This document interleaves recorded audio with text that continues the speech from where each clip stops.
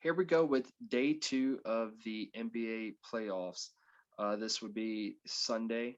Um, and this is crazy. I'm actually shooting these videos in succession of each other. So even though I'm trying to make it to where each round is its own video, and I did the first day and now the second day, I don't know how it's going to be put up. It'll probably be put up in order, or it might be put up in just Eastern Conference and Western Conference. But however I do it, I'm out here trying to grind these videos in and try to get everything out there as far as our takes and predictions for the playoffs and everything. Just get it all done. But like I said, this starts the second day of the playoffs, which is Sunday. Um, but this is game one of Sunday. This is going to be the eighth seeded in the Eastern Conference, the Washington Wizards, versus the Philadelphia 76ers, the one seed in the East. So, like I said, this is Sunday, 1 p.m. Eastern Standard Time. If you're in the States, this is going to be broadcasted on TNT. And this is going to be a warm-up series for the 76ers. That's all I have to say. That just kind of sums it up with that. My intro statement was a summary. It's just a warm-up series for the Sixers. I mean, there's not much of an expectation there, in my opinion. Shout out to the Washington Wizards fans. Shout out to Kelsey. Hey, thanks for subscribing, bro. And you told me you're a Wizards fan. I'm a Russ fan anyway, so I feel you on that one. But yeah, shout out to you. If you are a Wizards fan, just leave in the comments or hit us up about that. And Philly fans, what up, Philly? Yo, shout out to your bud 36. What up, YB? Yeah, I know you have been a lifelong Philadelphia 76ers fan, from AI to the bad times to the tanking times to the process times to these times, all those times. Let's see where y'all end up. Just my personal take. If I don't change throughout doing these series of videos covering each round, I did have the Philadelphia 76ers making it to the finals. So sorry if that was a spoiler. But anyway, let's get into it. Like I said, just a warm up series. But I also put here that this should be an evaluation series for the Wizards, in my opinion, for next season, because, in my opinion, you did accomplish what you needed to as far as making it into the playoffs. When you traded for Russell Westbrook, you expected to be better, and you got that. I feel like he delivered. Obviously, you got the entertainment as far as him being known as Mr. Triple Double officially now, and you made the playoffs. So your team did get better from last season to this season. First time the Wizards been in the playoffs since 2018.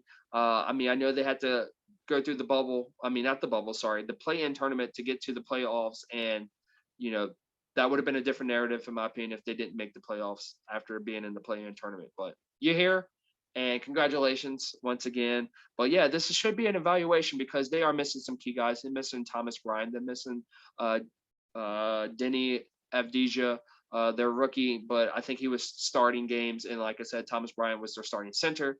So, when you're missing pieces like that, it's hard to judge what you have, but it's easy to say that, okay, we should be better because some of our core guys are out. But I like what Robin Lopez was doing in the play-in tournament there. So, all hope is not lost because you got Roy Hashimura.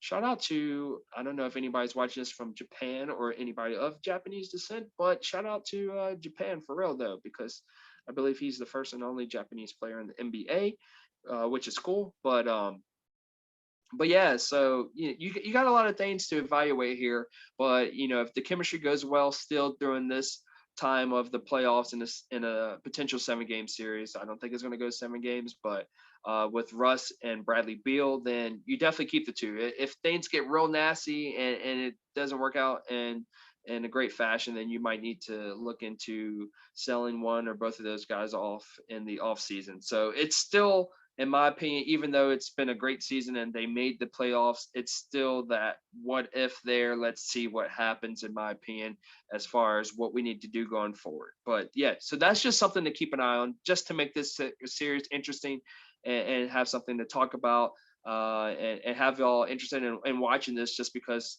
the Sixers are really good this season and the Wizards barely made the playoffs. If you're looking at them being eighth versus number one in Philly. Just pay attention to that. Just see how the team is gelling and how everybody is treating each other. So with that said, let's get into the X factors. The X factors for both teams are going to be health.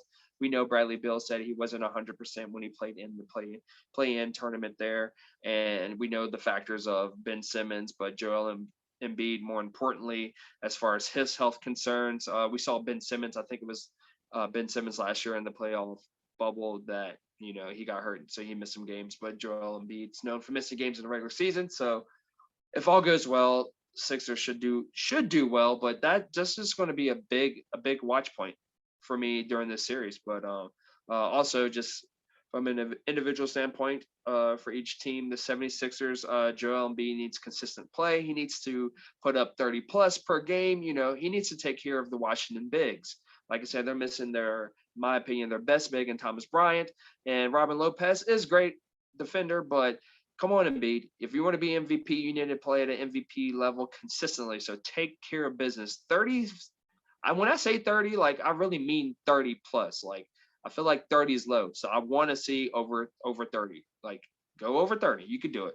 And you got Doc Rivers there. So that's also another X factor because that's why you're number one, and in my opinion, because of how he managed the team and how he improved the team, and he expects greatness. So there's a few other X factors there, but I kind of want to save them for the second round. Like I said, I'm assuming that the Sixers are going to make it past the first round here. But for this series, yeah, just Embiid needs to dominate. So I don't even need to get into any other players, in my opinion, from the 76ers. But for the Washington Wizards, like I was touching on earlier, Russ and Beal, they need to hold each other accountable.